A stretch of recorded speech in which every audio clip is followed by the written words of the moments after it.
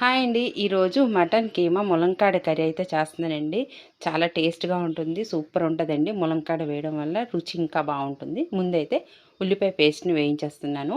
ఉల్లిపాయ పేస్ట్ బాగా వేగిన తర్వాత ఇందులోనే అల్లం వెల్లుల్లిపాయ పేస్ట్ కూడా వేస్తున్నాను.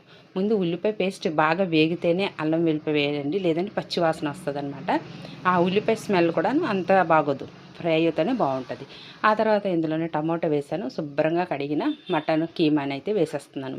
ఇప్పుడు ఇది కూడా బాగా ఫ్రై చేసుకోవాలి. ఎందుకంటే నీళ్ళు వచ్చినంత వరకు దీన్ని బాగా వేయించేసిన తర్వాత ఇందులోని పసుపు, కారం, ఉప్పు అయితే వేస్తాను. చూస్తున్నారు కదా, ఇంకా నీళ్ళు అయితే బాగా వచ్చింది. ఇందులోని 2 పచ్చిమిరపకాయలు కూడా వేసాను.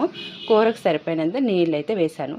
ఇది వేసేసి మూత పెట్టేసి ఒక 5 విజిల్స్ వచ్చినంత వరకు కుక్కర్లోనే ఉడకపెట్టేస్తున్నాను. ఇది బాగా ఉడికిపోయింది కదండి. ఇది ఇలా ఉడికిపోయిన తర్వాత ఇందులోనైతే నేను ములంకాయలు అయితే వేస్తాను. ముందు ములంకాయలు వేస్తే ములంకాయలు అంటే పీచు పీచు అయిపోద్ది. అందుకోసమని మటన్ ఉడికిపోయిన తర్వాత ములంకాయలు వేసి దీన్ని ఒక 2 విజిల్స్ వచ్చినంత వరకు ఉడికించుకోవాలి.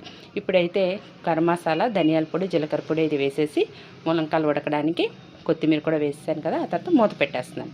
2 విజిల్స్ తర్వాత చూస్తున్నారు కదా, కర్రీ అనేది చాలా బాగా రెడీ అయిపోయింది.